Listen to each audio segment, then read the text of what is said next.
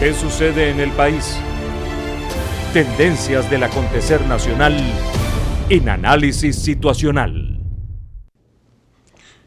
El pasado domingo 30 de julio, más de 8 millones de venezolanos acudieron a la cita democrática por la Constituyente.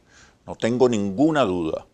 Ese día ocurrió una extraordinaria participación, pacífica, ciudadana y claramente mayoritaria, contra la violencia y las guarimbas, contra la mirada de desprecio y el odio social, contra una oposición desquiciada e irracional que había apostado por el caos, la guerra civil y la destrucción del Estado-Nación. Ese día, la mayoría de los venezolanos, de diversa posición política y social, sin miedo, con firmeza y con responsabilidad, salimos a votar para manifestar pacíficamente nuestra decisión de cambiar las cosas para bien. Cambiar la guerra por la paz, cambiar la violencia por la unión, cambiar los insultos por las propuestas, cambiar la guarimba por soluciones, cambiar los trancazos por el trabajo, cambiar el odio por el respeto, cambiar la destrucción por la esperanza. Como lo hice con relación a la jornada del 16 de julio pasado, quiero reiterar que la elección de la Asamblea Nacional Constituyente, más que un hecho político o electoral, fue también un hecho cultural. Se expresó esa mezcla excepcional de fuerza con calma, de garra sin violencia, de entusiasmo y sabiduría sin estridencia, de sensata paciencia y sentido de la oportunidad, de la más admirable nobleza y humildad del pueblo venezolano. El pueblo callado, tranquilo, paciente y esperanzado se pronunció contundentemente a favor de la paz y el entendimiento, el diálogo y los acuerdos, la convivencia y la corresponsabilidad. Nuevamente, por enésima vez, la estrategia insurreccional de la oposición fue derrotada. Nuevamente la oposición despilfarró y destruyó sus avances electorales. Nuevamente la oposición demostró su inaudita ignorancia acerca de las nuevas realidades subjetivas y culturales que definen hoy a la sociedad venezolana, así como su desprecio por lo que significa la fuerza social y simbólica del chavismo. Nuevamente la oposición perdió la oportunidad de convertirse en una alternativa y no seguir siendo un embutido del descontento y el malestar. Nuevamente, como lo ha hecho durante los últimos 20 años, la oposición gritará fraude y dictadura, negará las evidencias, esconderá el bulto de la derrota y seguirá de espaldas al país. No tengo dudas, el 30 de julio hubo otro voto castigo, pero esta vez contra la oposición violenta e irresponsable. Hoy más que nunca la oposición queda en manos de sus aliados internacionales y de las corporaciones mediáticas globales, quienes insistirán en el plan insurreccional contra el gobierno bolivariano, bajo la tesis del cerco y asfixia de la economía venezolana y la violencia paramilitar, en un contexto de desgaste y desmovilización de sus seguidores.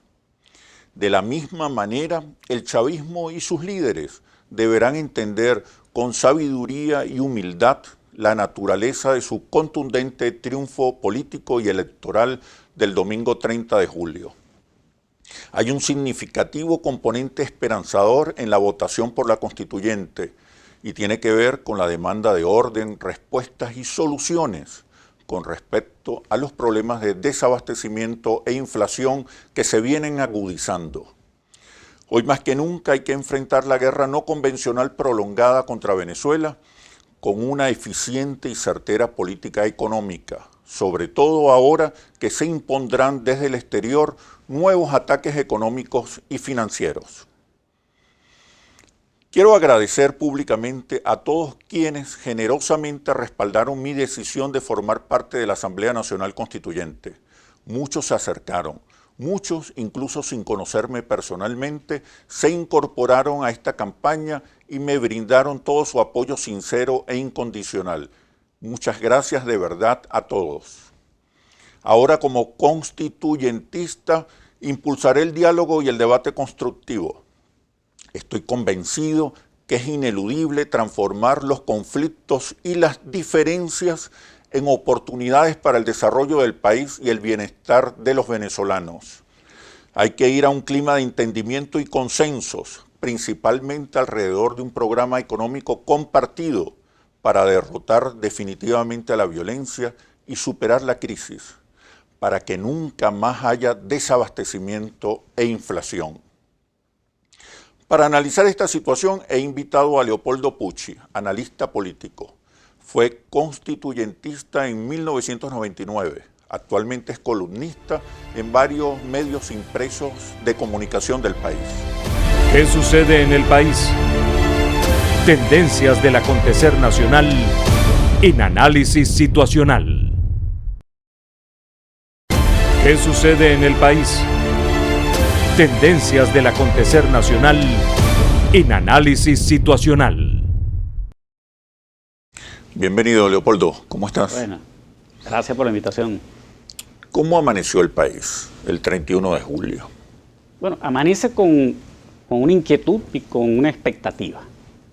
Esto tiene que ver con el deseo de la inmensa mayoría de los venezolanos de que el conflicto se evolucione en el sentido de una negociación, de un acuerdo pacífico. Esa es una expectativa muy grande. El conflicto existen posiciones contrapuestas, ha habido momentos muy fuertes de confrontación que todos conocemos. Sin embargo, no puede decirse que eso definitivamente tendremos que tomar un camino de mayores grados de confrontación, sino que es posible, a pesar de todo lo que ha ocurrido, de todos estos enfrentamientos que han tenido lugar y de las circunstancias que vivimos en el país, es posible construir espacios de negociación. Creo que hay que retomar nuevamente, creo que el documento presentado por Zapatero apunta en esa dirección, es decir, sienta unas bases, dice ya hubo algunas conversaciones.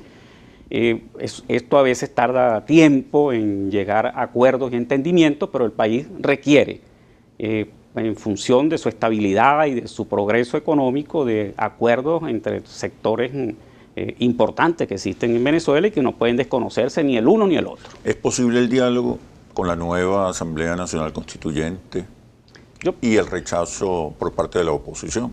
En el actual cuadro yo creo que el primer llamado que hay que hacer, pienso yo, desde el sector gubernamental, es al diálogo, digamos, y si no se utiliza la palabra diálogo, a la negociación, a la búsqueda de entendimientos, de acuerdos. Puede muy bien instalarse nuevamente, quizás hasta de una manera mucho más formal, delegaciones que continúen trabajando lo que se venía trabajando durante las semanas anteriores, que hubo reuniones sucesivas, llegaron unos puntos sobre los cuales hay fricciones todavía, pero en la perspectiva de un proceso electoral presidencial que está pautado para el año entrante, yo creo que es posible llegar a entendimiento mucho más allá de un año, sino a largo plazo. O sea, un entendimiento que permita que para los próximos 5 o 6 años en el país, dos fuerzas puedan coexistir, independientemente de quién gane la elección presidencial, que está prevista. Claro. Y que sin duda alguna permanecerá porque, como matriz del sistema político venezolano. ¿Qué hacer con los factores externos que ahora aparecen mucho más visibles y protagonistas del conflicto? Mira, Venezuela no tiene litigios ni territoriales ni comerciales con países como Estados Unidos o países como Argentina. De tal manera que no hay razones para que haya una suerte de enfrentamiento tan grande y tan escalado como existe en la actualidad. Esto tendría que procesarse también por la vía de la negociación. O sea, el gobierno de Estados Unidos y el gobierno venezolano pueden sentarse a negociar, cada uno también con sus representantes, y buscar cuáles son las zonas de desencuentro. Claro, hay hechos que estarían sobre la mesa en esas conversaciones. Por ejemplo, hay una ley que fue aprobada por el Congreso que, digamos, usurpa un poco las funciones del Estado venezolano o digamos, tiende a ocupar funciones del Estado venezolano. Recordemos que el Estado tiene, digamos, el deber, y es solo el Estado venezolano, de proteger el territorio, y la población venezolana, solo el Estado venezolano puede protegerla. Todo Estado protege a su propia población. O sea, en este caso, esa ley, digamos, es un punto de conflicto porque establece que un Estado distinto al venezolano protegería a la población nuestra. Es como si Venezuela decidiera un día proteger a los mapuches en Chile. No es parte de su potestad. La intención de estos factores externos radicalizados no es precisamente esa, apuntar a la desintegración del Estado-nación. ¿Cómo bueno, entonces ese es un punto, si existe esa intención, entonces habría que sentarse a conversar. Bueno, por supuesto, todo Estado en cualquier parte del planeta discute y cuáles son sus potestades. O sea, pero ¿cómo presionar factores como los Estados Unidos, Canadá, España? Bueno, yo creo que se ha ideologizado mucho, ¿no? Componentes no solo de los Estados, sino personalidades, grupos de interés, grupos de poder, todos los dispositivos geopolíticos mundiales. Entonces eso ha complicado el asunto e impide. En el caso de Estados Unidos, la reciente declaración del encargado de Sudamérica dice: vamos a calmar las aguas. No vamos a reconocer ningún, digamos, gobierno de otro tipo en Venezuela. Bueno, eso es una manifestación entonces de diálogo. Eso tiene que traducirse de inmediato en que se designen por parte de Estados Unidos unas personas para que conversen con la delegación venezolana sobre los puntos que pudieran considerarse conflictivos. Es decir, que también en este caso tiene que haber mecanismos de acuerdos, de conversaciones, se le llama diálogo en general. Pero China y Rusia han reiterado. Sí, existe parte importante de la comunidad internacional, los países no alineados, etcétera. Forma parte de ese conflicto global, pero cada Estado tiene, o sea, pueden tener diferencias de opiniones. Puede que a un país como Estados Unidos no le guste el sistema político que existe en Arabia Saudita, porque no corresponde a su modelo ideal. Ahora, esto no significa que por estar en desacuerdo con el sistema político que ya existe o por los acontecimientos políticos que puedan ocurrir en Grecia o cualquier país del mundo, se realicen acciones de coacción, ¿no? O sea, o de presión, porque cada país tiene, según la forma civilizada establecida de relacionarse en Naciones Unidas, cada país tiene su potestad de organización interna. Ahora, por supuesto, puede haber opiniones y Venezuela puede opinar sobre problemas que puedan existir en algunos países, que si a los trabajadores de un país latinoamericano los maltratan, entonces de pronto el gobierno venezolano puede opinar. Ahora no puede interferir, ni puede intervenir. Entonces, ¿tú crees que no hay que sobreestimar estos anuncios, estas amenazas? Yo creo que más que sobreestimar, lo que hay que hacer un esfuerzo para buscar mecanismos de encuentro, de restablecer formas de diálogo, de encuentro, ¿no? en esa dirección. ¿Qué se puede hacer para impulsar el diálogo? Yo creo que seguramente ha habido algunos esfuerzos. Por ejemplo, fíjate, ahí está lo que en un momento se creó, el Grupo Boston. Este grupo era multipartidista en lo nacional, en lo venezolano, y sigue existiendo como tal, en la actualidad, una especie de fundación. Y existe también en Estados Unidos, también multipartidista, republicanos y demócratas.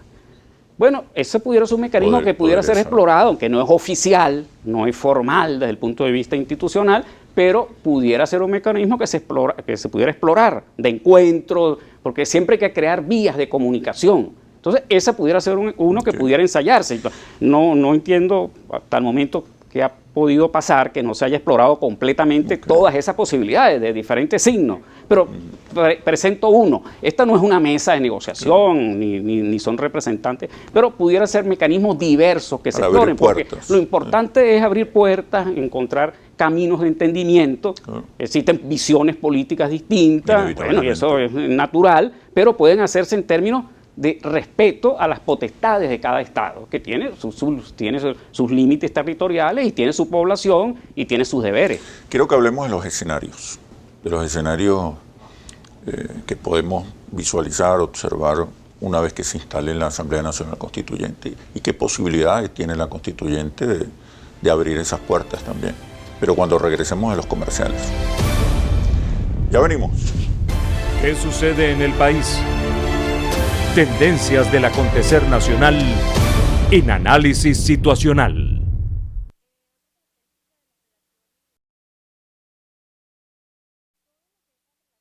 ¿Qué sucede en el país?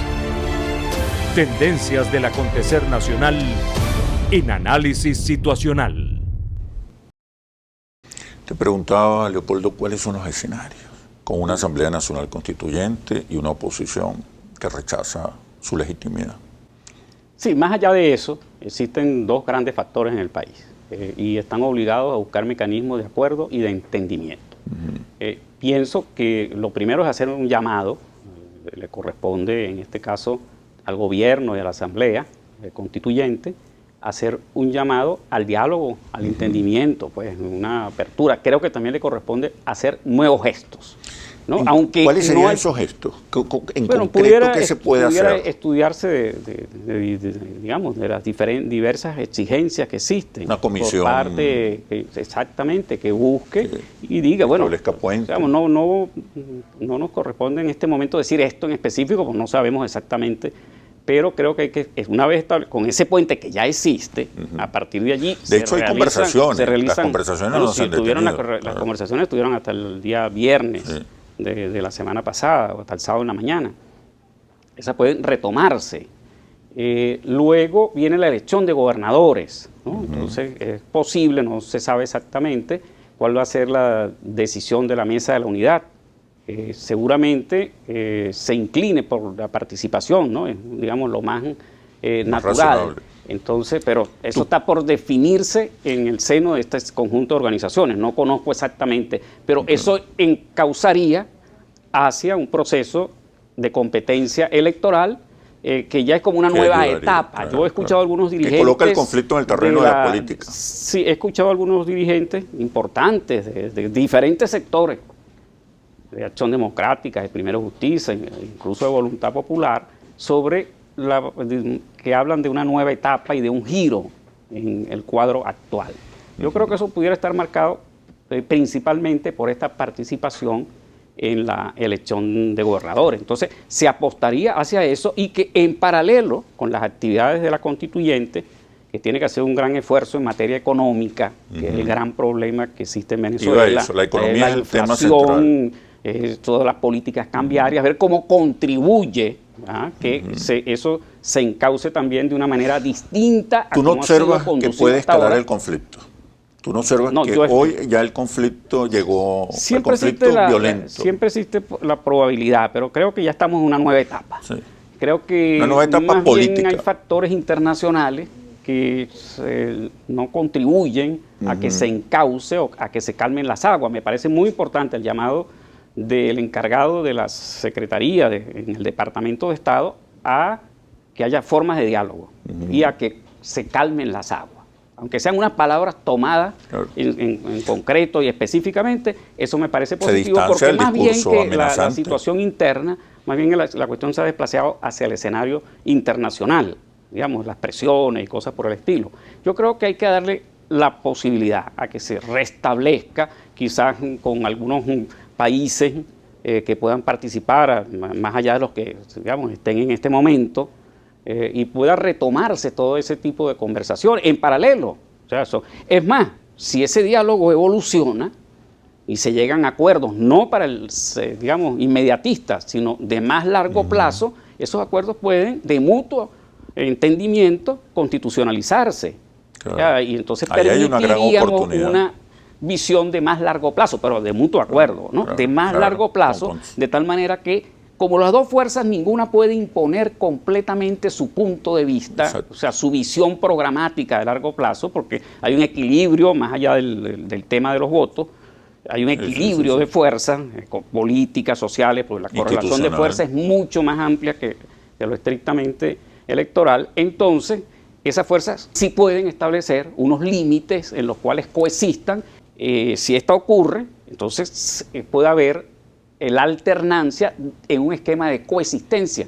Gane quien gane, o que garantice una estabilidad, claro, por lo menos por un periodo histórico en el país, porque son fuerzas que no van a desaparecer, pierdan o ganen elecciones. Por eso la contabilidad estricta solamente de votos es un asunto, digamos, no tan relevante, más porque eso evoluciona según el momento preciso de la circunstancia, pero sí es muy importante lo que tiene que ver con que estas grandes fuerzas puedan coexistir a largo plazo en función del interés más importante, que es el país, que necesita estabilidad y resolver sus problemas económicos, los problemas que tienen que ver con el alto costo de la vida, la productividad nacional. Entonces, eso hay que darle respuesta. Quiero que vayamos ahora a las conclusiones, Leopoldo.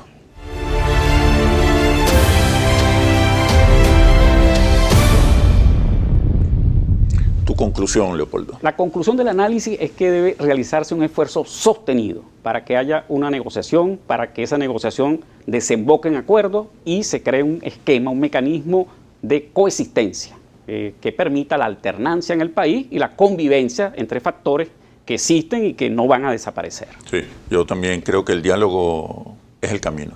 No hay otro camino sino el diálogo y la negociación. Y creo que la Asamblea Nacional Constituyente es una oportunidad y convierte el conflicto en la posibilidad real de llegar a acuerdos, a marcos constitucionales que permitan la cohabitación, la coexistencia, la conciliación. Muchas gracias, Leopoldo, por este análisis situacional. Gracias por la invitación. Así culmina este análisis situacional. Los invito a seguirnos por nuestras redes sociales @interlaces y @asituacional o visite nuestro portal interlaces.com. Soy Oscar Chemmel y los espero en un próximo análisis situacional por Globovisión. Aquí nos vemos todos.